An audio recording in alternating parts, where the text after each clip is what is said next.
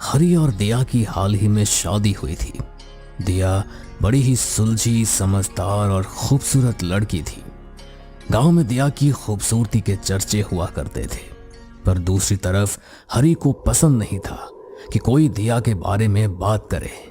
शादी को अभी 1 महीना हो चुका था और दिया गांव की औरतों के साथ घुल मिल गई थी। वो शाम में गांव की औरतों के साथ पानी भरने जाती और दिन भर घर के काम किया करती। दिया ने पूरा घर संभाल लिया था, पर एक रात जब हरी अपने दोस्तों के साथ सोडा की दुकान में बैठकर सोडा पी रहा होता है।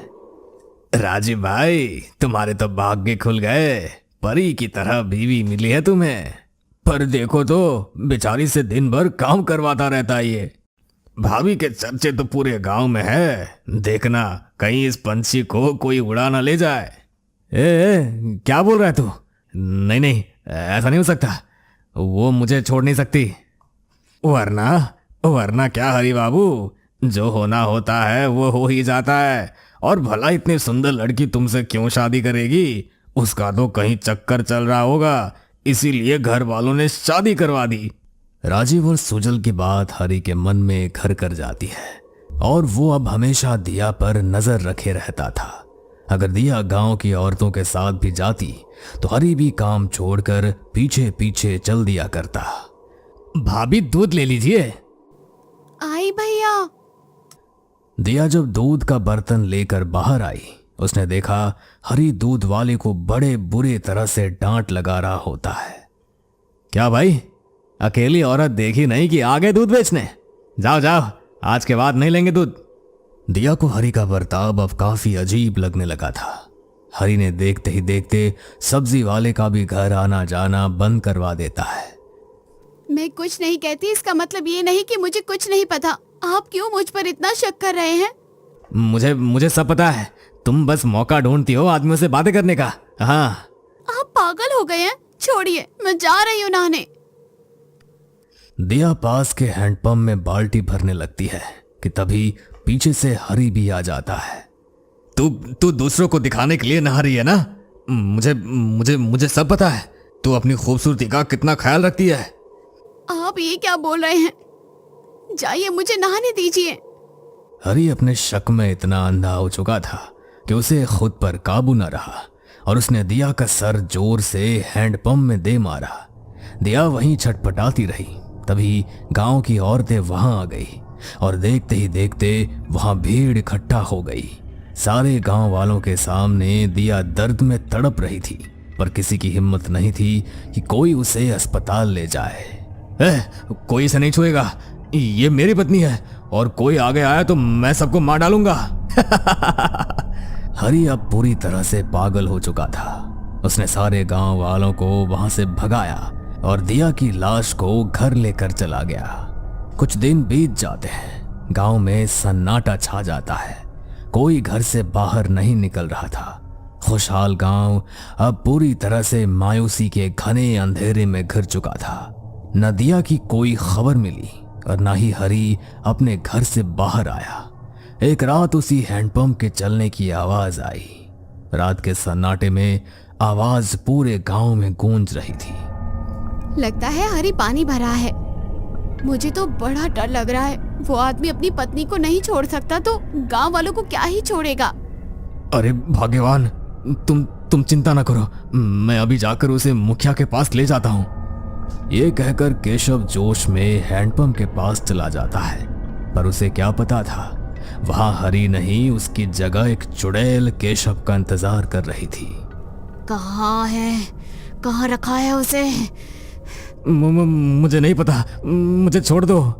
चुड़ैल केशव की बात सुनकर गुस्से में उसका सर हैंडपंप में पटक पटक कर मार डालती है। अगले दिन केशव की लाश हैंडपंप के पास बड़ी बुरी स्थिति में मिलती है। हे भगवान, ये क्या अनर्थ हो गया? अब मैं क्या करूंगी? अगली रात फिर उस हैंडपंप के चलने की आवाज आने लगी। इस बार सामी उस हैंडपंप के पास चली जाती है। तुमने मेरे पति को मार डाला। कहाँ है वो? कहाँ रखा है उसे? मुझे नहीं पता, पर मुझे मेरा पति चाहिए। चुड़ैल सामी को भी हैंडपंप में पटक पटक कर मार डालती है। गांव में 2 मौत होने के बाद कोई भी रात में उस हैंडपंप के पास नहीं जाता था, पर अब वो चुड़ैल घर घर दस्तक देकर सवाल पूछा करती। कहाँ है वो? कहाँ रखा है उसे? और जो कोई भी दरवाजा खोल देता, चुड़ैल उसे घसीटते हुए हैंडपंप के पास ले जाती और पटक पटक कर मार देती। अब पानी सर के ऊपर जा रहा था। धीरे धीरे कई लोग मारे गए। सरपंच जी, कब तक ऐसी चुप्पी साधी रहिएगा? ना आपने तब कुछ किया जब हरी ने अपनी पत्नी को मार डाला, और ना अब कर रहे हो जब वो चुड़ैल रोज किसी न किसी को मार रही है। सरपंच ने गांव वालों को शांत किया और गांव के बाहर एक प्रसिद्ध बाबा के पास जाकर सारी बातें बताई। तुम लोगों ने उसकी मदद नहीं की, और अब वो जो जानना चाहती है हमें उसे वो बताना होगा। बाबा गांव आ जाते हैं और हैंडपंप को रक्षा सूत्र से बांधकर हवन की तैयारी करने लगते हैं। बाबा ने खुद की सुरक्षा के लिए गांव वालों को मंत्र दिया होता है। रात हो जाती है। सारे गांव वाले डरे सहमे अपने अपने घर पर बाबा के दिए गए मंत्रों का जाप कर रहे होते हैं कि तभी चुड़ैल हैंडपंप के पास आ जाती है और जोर जोर से रोने लगती है। दर्द हो रहा है मुझे, बहुत दर्द। कब तक होगा? जब तक मुझे वो नहीं मिलता जिसे मैं ढूंढ रही हूँ। क्या ढूंढ रही है तू? शांति, मुझे शांति चाहिए, मुक्ति चाहिए। वो इंसान चाहिए जिसने मुझे ऐसी मौत दी है जो मैं नहीं चाहती थी। कहाँ रखा है मेरी लाश को? उसने ढूंढो ढूंढो, वरना सबको मार डालूंगी मैं। चुड़ैल दर्द से रोने लगती है। बाबा सरपंच और बाकियों को यह आदेश देते हैं कि हरी को वो लेकर आए। जब सब हरी के घर पहुंचते हैं, हरी, हरी, हमें पता है कि तुम अंदर हो, बाहर आओ वरना हम दरवाजे को तोड़ देंगे। काफी देर तक दस्तक देने के बाद भी हरी दरवाजा नहीं खोलता, इसलिए सारे गांव वाले मिलकर दरवाजे को तोड़ देते हैं। अंदर से काफी बुरी बदबू आ रही होती है और हरी जमीन पर बैठा रो रहा होता है। माफी माफी माफी, मैंने तुम्हें मारा है ना, पर क्या करूं, तुमसे बहुत प्यार करता हूं। हरी ने दिया की लाश को चेयर से बांध रखा था और उसे बातें किया करता था। सारे गांव वालों ने हरी को वहां से निकाला और बाबा के पास ले गए।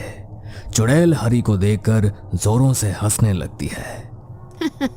आ गया तू, अब मैं अपना बदला लूंगी। हरी चुड़ैल को देखकर पहचान जाता है कि वो ही दिया है और भागते हुए चुड़ैल के पास चला जाता है। दिया, तुम्हें पता है मैंने तुम्हें कहां नहीं ढूंढा? चलो घर चलो दिया। हरी अब पूरा पागल हो चुका था। चुड़ैल ने बिना समय गवाए हरी को पूरे गांव में घसीटा और जीते जी उसके 2 हिस्से करके हैंडपंप में लटका दिए। शांति मिली मुझे, शांति। बाबा ने चुड़ैल की लाश का पूरे क्रियाकर्म के साथ अंतिम संस्कार किया और बेचारी दिया की आत्मा को मुक्ति मिल गई।